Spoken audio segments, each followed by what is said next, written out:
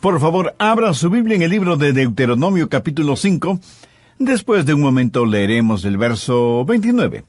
Antes, permítame contarle de un funeral que se llevó a cabo hace algunos años ya, y que fue un funeral fuera de lo común.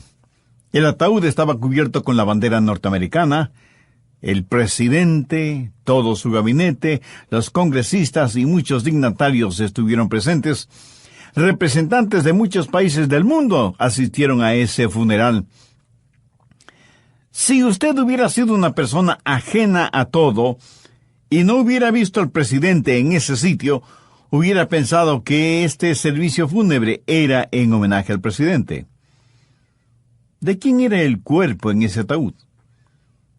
Esa persona jamás esculpió ninguna gran obra de arte, ni escribió algún extraordinario libro, ni era un condecorado héroe de guerra. ¿Quién fue ese hombre a quien estaban rindiendo homenaje póstumo? Pues fue un simple empleado público del Departamento de Servicios Foráneos de los Estados Unidos que había muerto en Trípoli, Italia, y había sido enterrado en suelo italiano. Con el consentimiento del gobierno italiano, desenterraron su cadáver y lo trajeron a los Estados Unidos para enterrarlo en suelo norteamericano. Una banda militar estuvo presente en el aeropuerto tocando melodías marciales mientras soldados de infantería disparaban sus fusiles, 3 rondas de 7 disparos, y la bandera de los Estados Unidos flameaba a media asta. Evidentemente se trataba de una persona importante. Tal vez usted haya oído su nombre, o tal vez nunca lo ha escuchado. Era John Howard Payne. ¿Pero qué es lo que había hecho John Howard Payne? ¿Por qué la gente estaba tan emocionada? ¿Por qué le estaban brindando esos honores póstumos? Por una frase que había escrito. ¿Y cuál fue esa frase? Él sencilla pero elocuentemente escribió: placeres y palacios, aunque a menudo los puedo gozar, con toda humildad digo, no hay lugar como el hogar.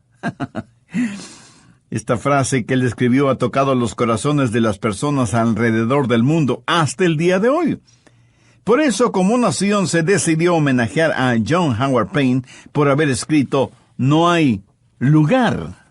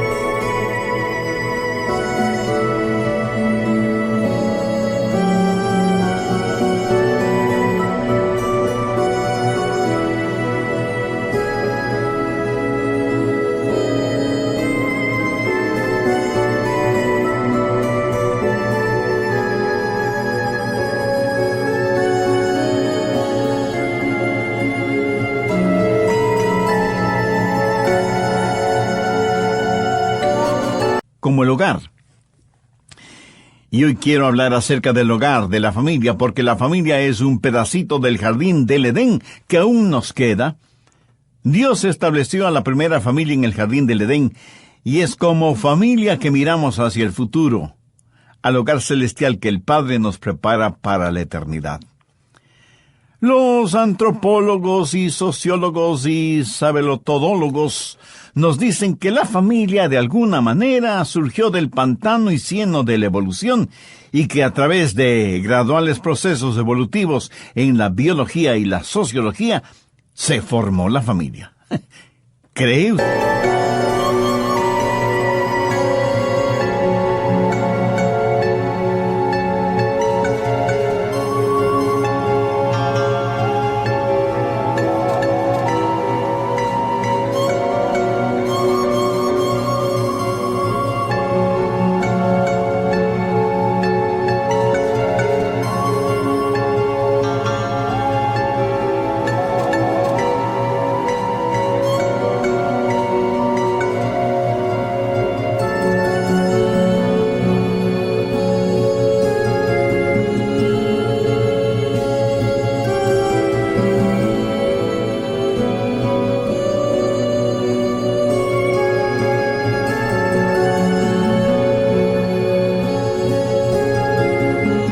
De eso? Yo no lo creo.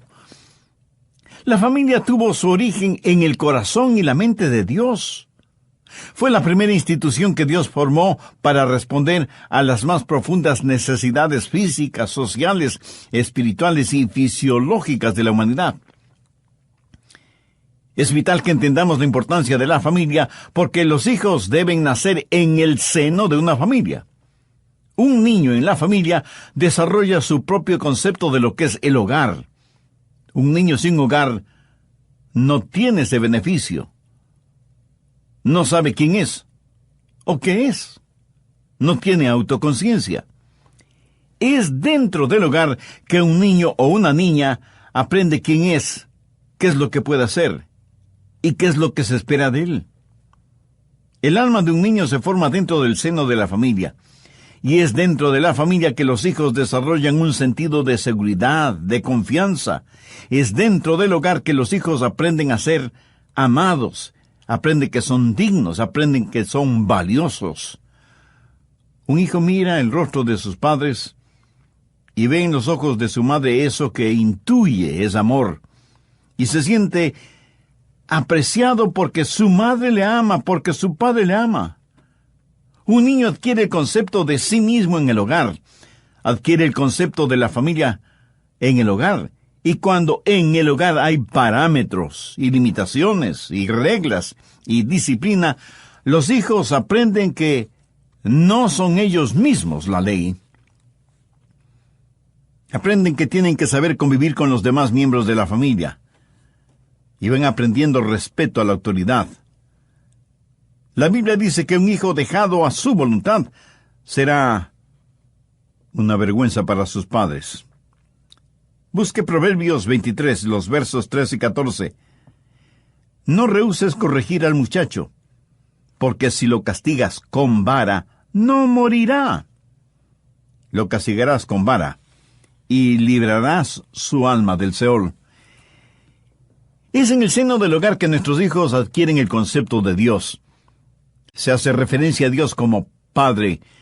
Y si nuestros hijos no reciben amor, misericordia, gracia y cuidados, el concepto de ellos acerca de Dios será totalmente torcido. La familia es la unidad básica de la sociedad, y por eso es que Satanás desde el jardín del Edén hasta nuestros días ha declarado la guerra a la familia. Por eso es que muchos seriamente preocupados preguntan, ¿hay algún futuro para la familia? ¿Es la familia una institución que continuará existiendo o llegará a pasar con la familia lo que ha pasado con los mastodontes y los dinosaurios que han desaparecido? ¿Se volverá la familia solo una reliquia de otra época? Mi amigo, hay ciertas cosas en la vida que son absolutamente no negociables. Ciertas cosas que debemos aprender si es que queremos que haya un futuro para nuestras familias. Y si es que no hay un futuro para las familias, entiéndalo muy claramente. no habrá un futuro para nuestra sociedad, no habrá un futuro para nuestros países, no habrá un futuro para el mundo. Bien, el capítulo 5 de Deuteronomio es como una repetición de los 10 mandamientos que encontramos en Éxodo 20. Se podría decir que es para reforzarlos. Pero en Deuteronomio 5:29, Dios dice lo siguiente en lo concerniente con su pueblo. ¿Quién diera que tuviesen tal corazón, que me temiesen y guardasen todos los días todos mis mandamientos, para que a ellos y a sus hijos les fuese bien para siempre? Dios está diciendo que si ellos guardan, cumplen sus mandamientos, habrá un futuro para la familia. Creo que todos conocemos los 10 mandamientos, y cuando digo conocer, admito que esto no significa necesariamente que los obedecemos. Como ya lo mencioné, y usted seguramente lo sabe muy bien, los 10 mandamientos los encontramos en Éxodo 20 y en Deuteronomio 5.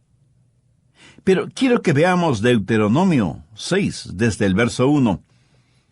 Estos pues son los mandamientos, estatutos y decretos que Jehová vuestro Dios mandó que os enseñase, para que los pongáis por obra en la tierra a la cual pasáis vosotros para tomarla, para que temas a Jehová tu Dios, guardando todos sus estatutos y sus mandamientos que yo te mando, tú, tu hijo, y el hijo de tu hijo, todos los días de tu vida.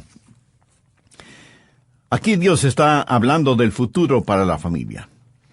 Ahora, ¿por qué debemos guardar, obedecer y cumplir sus mandamientos? El final del verso 2 tiene la respuesta. Para que tus días sean prolongados. Veamos el verso 3. Oye pues, oh Israel, y cuida de ponerlos por obra para que te vaya bien en la tierra que fluye leche y miel, y os multipliquéis, como te ha dicho Jehová, el Dios de tus padres. El verso 4 es tal vez el más importante para un judío ortodoxo o el más importante en las Escrituras. Oye Israel, Jehová, nuestro Dios, Jehová uno es.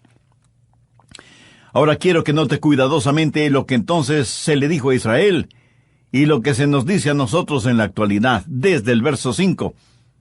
Y amarás a Jehová tu Dios de todo tu corazón y de toda tu alma y con todas tus fuerzas. Y estas palabras que yo te mando hoy estarán sobre tu corazón y las repetirás a tus hijos y hablarás de ellas estando en tu casa y andando por el camino y al acostarte y cuando te levantes, y las atarás como una señal en tu mano y estarán como frontales entre tus ojos y las escribirás en los postes de tu casa y en tus puertas. Esto es lo que Dios dice que debemos hacer para el futuro de la familia. Por lo tanto, debemos instruir a nuestros hijos para que como familia, como sociedad, como nación, tengamos un futuro. Al respecto, quiero que note algunos puntos muy importantes. Primero, el hogar es la universidad de la vida. Dios dice que sus mandamientos deben ser enseñados en el hogar, en el seno de la familia. Dios no dio estos mandamientos al gobierno, aunque los gobiernos deberían guiarse por ellos. Dios no dio estos mandamientos a la industria, aunque todos los industriales deberían aprender de ellos. Dios no dio estos mandamientos al sistema educativo, aunque la educación puede beneficiarse de ellos. Dios dio estos mandamientos a la familia. Entiende el texto y el contexto para que no tenga ningún pretexto.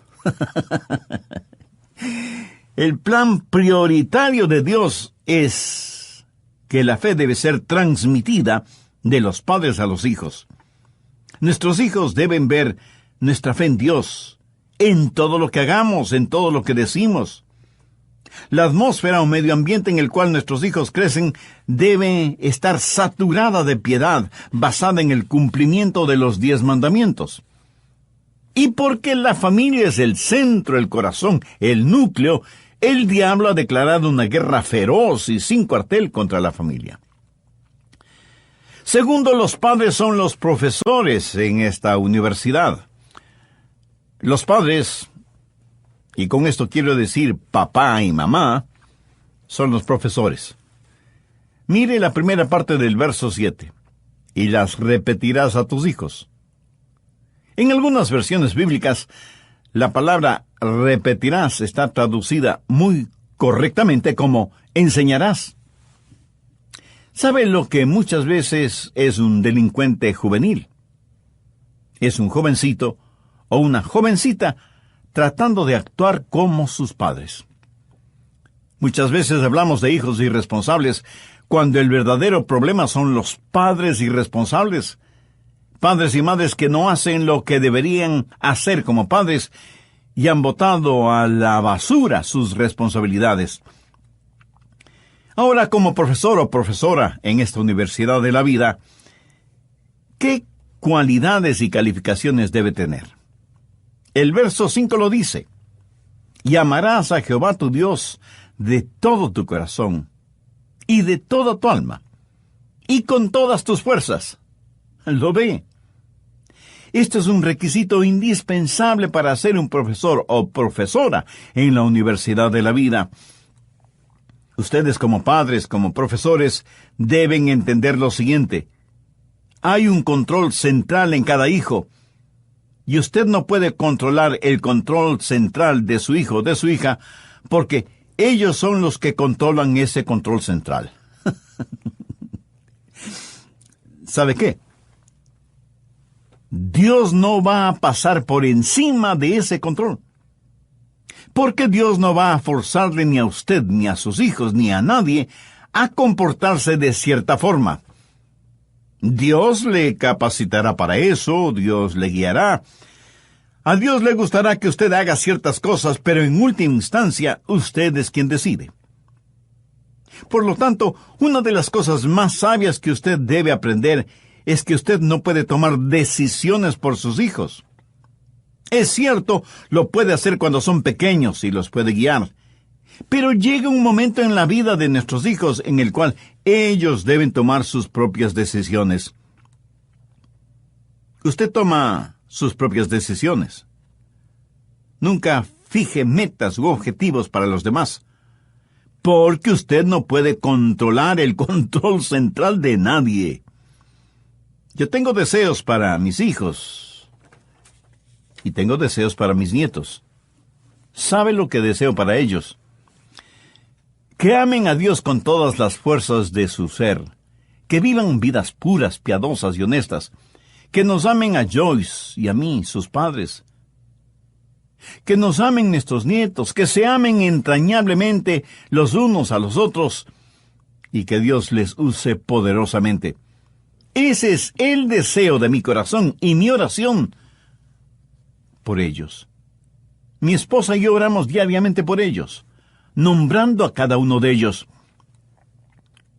Yo tengo deseos para mis hijos y nietos, pero tengo metas para mí mismo. Mi meta es ser un buen padre. He determinado en mi mente que quiero ser un buen padre, porque puedo tomar esa decisión yo mismo. Así como me decidí por Jesús, así como decidí que por la gracia de Dios sería un buen padre y que amaría a Dios con todo mi corazón. Así que la calificación o cualidad para ser un buen profesor en la universidad de la vida es amar a Dios con un amor sincero, sin mediocridades. Nuestros hijos necesitan ver en nosotros que amamos a Dios honesta, sincera y apasionadamente. Y recuerde que los hijos pueden detectar una falsedad en forma intuitiva. Sus hijos saben que usted no es perfecto, pero también saben que usted ama a Dios con todo su corazón, porque vive y actúa motivado por ese amor. Y usted debe amar a Dios no solo con su corazón, sino también con su alma, o sea, con su ser interior. De paso, permítame decir que si usted quiere saber si ama a Dios con toda su alma, hay dos cosas que debe examinar: su chequera o su cuenta de ahorros y su agenda. La primera para saber en qué está invirtiendo el dinero, y la segunda para saber en qué o cómo invierte su tiempo, para saber qué es lo que realmente tiene importancia para usted. Sus hijos deben saber que no hay ningún rincón en su vida que tenga el rótulo de privado, aún para Dios. Y esto tiene que ver con lo que lee, la música que escucha, sus canales favoritos en la televisión, las páginas de la Internet que consulta, las diversiones que tiene, etc. Comenzaré haciendo un breve resumen de lo que estudiamos en el programa anterior en relación con el futuro de la familia.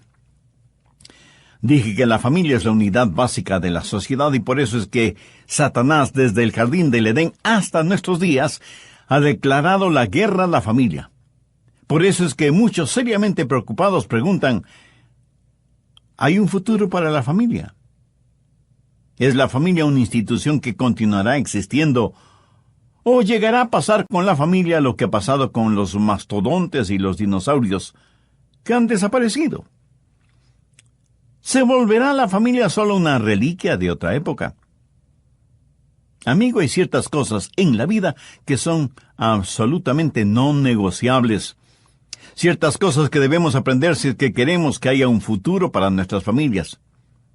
Y si es que no hay un futuro para las familias, entiéndalo muy claramente, no habrá un futuro para nuestra sociedad, no habrá un futuro para nuestros países, no habrá un futuro para el mundo.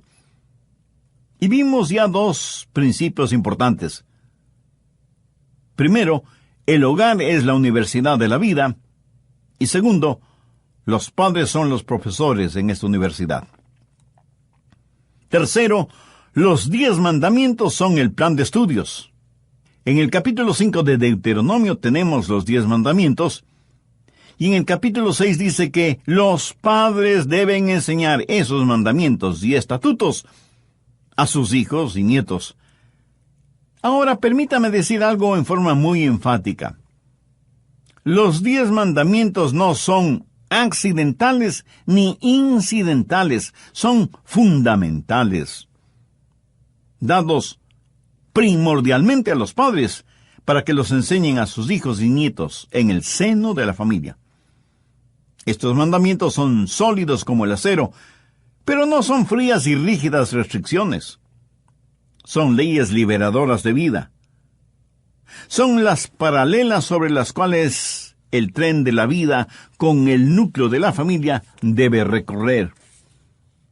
En la actualidad, muchos cristianos evangélicos están molestos y se quejan porque los 10 mandamientos ya no se exhiben en los salones de clases de escuelas y colegios. Y estoy de acuerdo en que eso es muy triste. Pero pregunto, ¿cuántos de ustedes tienen los 10 mandamientos en la sala o el dormitorio de sus hijos, o aunque sea en el garaje o el sótano de su casa? O en algún lugar en donde constantemente todos los miembros de la familia puedan leerlos. Al respecto, Dios les dio a los israelitas órdenes concretas y precisas. Veamos Deuteronomio 6:9. Y las escribirás en los postes de tu casa y tus puertas. ¿Para qué? Pues para que todos los miembros de la familia, al salir de la casa o al entrar en la casa, pudieran leerlos. Dios nos ha dado los 10 mandamientos como directrices espirituales y morales, y nunca tendremos familias exitosas a menos que les enseñemos los parámetros divinos a nuestros hijos y nietos.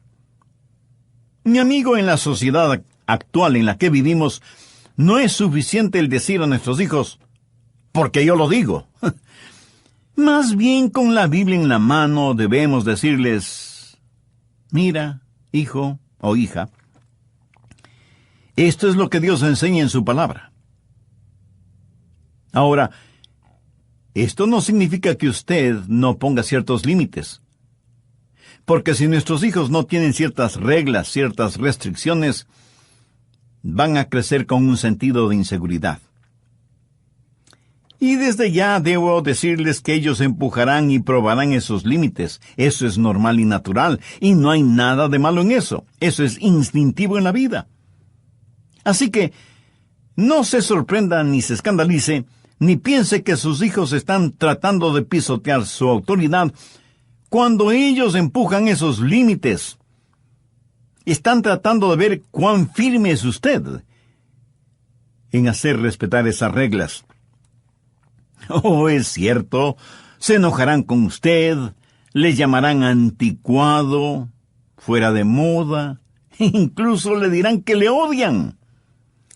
Pero íntimamente le admirarán porque usted hace cumplir los límites impuestos y en cierta forma les ayuda a tener disciplina en sus vidas. Permítame añadir algo más al respecto. Una vez que ha hecho conocer a sus hijos cuáles son los límites, no tiene que estar luchando siempre con sus hijos para que los cumplan. Usted, en consejo familiar, les dice: hijos, en este hogar tenemos ciertos límites, ciertas reglas, por las cuales nos regimos todos. Así ellos saben que esos límites no tienen una dedicatoria especial para ellos, y pudiera ser que los acepten con gusto y hasta con agradecimiento. Pero si usted no establece sus límites, será un largo y arduo camino el que recorrerá en la educación de sus hijos, y cada vez que ellos argumenten con usted irá bajando sus estándares, porque no puso límites y reglamentos claros y definitivos desde un principio. Los 10 mandamientos son, pues, el plan de estudios. Cuarto, los hijos son los estudiantes. El verso 7 dice: ese plan de estudios debe ser enseñado a nuestros hijos. ¿Cuándo hay que enseñarles eso? Pues lo más tempranamente posible y en todo lugar. Y hablarás de ellas, o sea, de las palabras de Jehová, estando en tu casa y andando por el camino y al acostarte cuando te levantes. En simple español, eso significa siempre.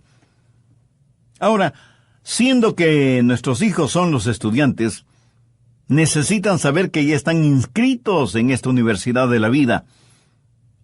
Y están inscritos desde muy, muy temprana edad. Francisco Javier fue un muy conocido educador católico, y él alguna vez dijo: permítanme educar a sus hijos hasta los 7 años de edad.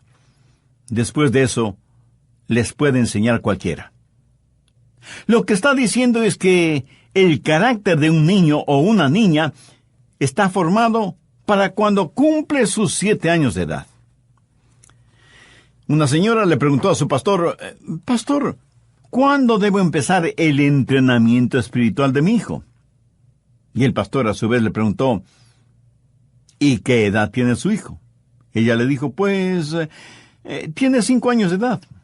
Y el pastor, sin ningún titubeo, le dijo: hermana, usted está atrasada 5 años. Y yo diría 5 años y 9 meses, porque los hijos deben ser entregados a Dios antes de que nazcan. Dios le ha dado a usted hijos para que los críe, los eduque e instruya. Ese es su sagrado deber y responsabilidad. No es la responsabilidad ni del gobierno ni de la iglesia, de la denominación que sea, el criar a sus hijos. Quinto, la vida es el laboratorio. Veamos nuevamente Deuteronomio 6, los versos del 7 al 9.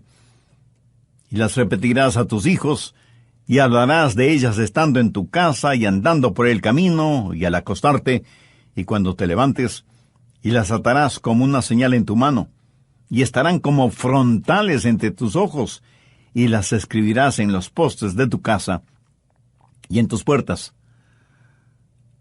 ¿Cómo se debe enseñar la palabra de Dios? Primero, la palabra de Dios debe ser enseñada convincentemente. ¿Qué es lo que dice el verso 6? Y estas palabras que yo te mando hoy estarán sobre tu corazón. Y no se necesita ser un científico para entender que si la palabra de Dios no está en su corazón, pues usted no tiene nada para enseñar. Porque como bien dice el refrán popular, nadie puede dar lo que no tiene, ni enseñar lo que no sabe. Aunque ahora, en nuestro mundo actual, se puede hacer lo primero, y con falsos diplomas académicos, aún los ignorantes están enseñando su ignorancia. Si usted como padre o como madre creyente quiere enseñar honestamente a sus hijos y nietos la palabra de Dios, primero asegúrese de que usted conoce los estatutos, las órdenes, los mandamientos y en general la palabra de Dios. El Salmo 112, los versos 1 y 2 dicen: Bienaventurado el hombre que teme a Jehová, y en sus mandamientos se deleita en gran manera. Su descendencia será poderosa en la tierra. La generación de los rectos será bendecida. ¿Sabe que mi esposa y yo no solo oramos por nuestros hijos y nietos, sino también por nuestros bisnietos? Aunque a lo mejor no lleguemos a conocerlos en la tierra. Porque ellos serán nuestra semilla, nuestros descendientes en este mundo. Segundo, la palabra de Dios debe ser enseñada creativamente. El verso 7 dice: y las repetirás a tus hijos, y hablarás de ellas estando en tu casa, y andando por el camino, y al acostarte, y cuando te levantes. Y no es cuestión de que usted y su familia súbitamente se vuelvan religiosos, y tratan de aprender a toda velocidad algunas cosas de la palabra de Dios. Tratan de lograr en una semana o en un mes lo que toma toda una vida: conocer la palabra y la voluntad de Dios. Hay que ser creativos en la enseñanza de todo el consejo de Dios. No lea usted solo la Biblia, a menos que sea parte de sus devociones personales. Pero cuando está con toda su familia, asigne a cada miembro de su familia, incluyendo a los hijos que ya saben leer, una porción bíblica o un versículo. Cuénteles historias bíblicas, como cosas reales y verídicas, y no como relatos de ciencia ficción.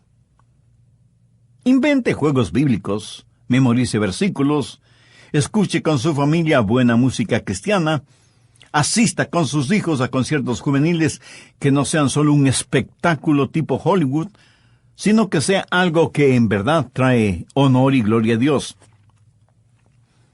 Si quienes no conocen a Dios son tan creativos al presentar sus ideas en todos los niveles de la actividad humana, ¿somos nosotros, llenos del Espíritu de Dios, menos creativos que ellos? Hay que enseñar la Biblia creativamente. Tercero, hay que enseñar la palabra de Dios consistentemente. ¿Cuántos de ustedes son consistentes y diligentes enseñando, instruyendo a sus hijos? Busque Isaías 28, los versos 9 y 10. ¿A quién se enseñará ciencia? ¿O a quién se hará entender doctrina? ¿A los destetados? ¿A los arrancados de los pechos? Porque mandamiento tras mandamiento, mandato sobre mandato, renglón tras renglón, línea sobre línea, un poquito allí y otro poquito allá. Mi amigo, esa es la forma de enseñar la palabra de Dios. Ahora, reconozco que esto no es nada fácil. Pero ninguna cosa que realmente vale la pena es fácil. Pero la fuerza acumulativa de esta forma de enseñanza será extraordinaria, con dividendos espirituales eternos. Cuarto, hay que enseñar la palabra de Dios conversacionalmente. El versículo 7 dice: y hablarás de ellas. No es cuestión simplemente de decir palabras, sino que esas palabras sean parte inteligente de nuestras conversaciones. Y si ustedes son padres o ya son abuelos que conocen a Dios, encontrarán cada oportunidad, cada día, para conversar con otros acerca de la palabra de Dios. Pero, por sobre todas las cosas, no administre la palabra de Dios como si es que estuviera dando a sus hijos, nietos o vecinos un purgante o aceite de bacalao. Y cuando hable de las cosas de Dios, no lo haga como si estuviera dictando una cátedra. Ni los profetas, ni Jesús, ni los apóstoles lo hicieron así. ¿Qué razón tiene usted para tener poses académicas cuando está conversando acerca de la palabra de Dios? Verá, La fe es captada tanto como es enseñada. ¿Ha notado cuán fácilmente aprendemos lo malo y negativo? ¿Y qué esfuerzo nos cuesta aprender lo bueno y positivo? Cuide sus palabras. Si tiene hijos, recuerde que esos oídos lo escuchan todo, aunque a veces, especialmente cuando les ordenamos hacer algo, parece que fueran totalmente sordos. Y finalmente, cuando esté enseñando la palabra de Dios, sea ilustrativo y práctico. Mire lo que dicen los versos 8 y 9. Y las atarás como una señal en tu mano, y estarán como frontales entre tus ojos, y las escribirás en los postes de tu casa y en tus puertas. Los judíos, sobre todo los ortodoxos, tienen unas pequeñas cajitas llamadas filacterias, que contienen porciones de la Biblia. Las llevan amarradas en la mano izquierda o sobre la frente entre sus ojos. ¿Por qué lo hacen? Porque para ellos esto tiene un significado muy profundo que algo debe enseñarnos a nosotros. La palabra de Dios entre sus ojos sobre la frente simboliza que todo lo que uno piensa debe estar controlado por la palabra de Dios. Y la palabra de Dios amarrada en la mano quiere decir que cualquier cosa que uno haga debe estar dirigido por la palabra de Dios. Pero aquí hay un principio muy importante. La palabra de Dios debe ser evidente. Mire lo que dice el verso 9, y las escribirás en los postes de tu casa y en tus puertas. En otras palabras, la atmósfera de su hogar debe, prácticamente, enseñar la palabra de Dios. Sí, Dios ha prometido un futuro para su familia, pero depende de los padres, porque es su responsabilidad el enseñar a sus hijos la palabra de Dios. El pastor, la iglesia, los maestros de la escuela dominical, programas radiales como este que está escuchando, son de alguna ayuda. Pero el gran problema que existe en nuestro mundo moderno son los padres y madres que no cumplen con la responsabilidad que Dios les ha dado como padres. Los hijos no encuentran en sus padres el ejemplo que deben imitar. Y una sociedad que diariamente trata de eliminar todo vestigio de Dios y de su palabra del contexto cotidiano no es el mejor ejemplo para nuestros hijos. ¿Tiene usted un propósito para vivir y una esperanza para morir?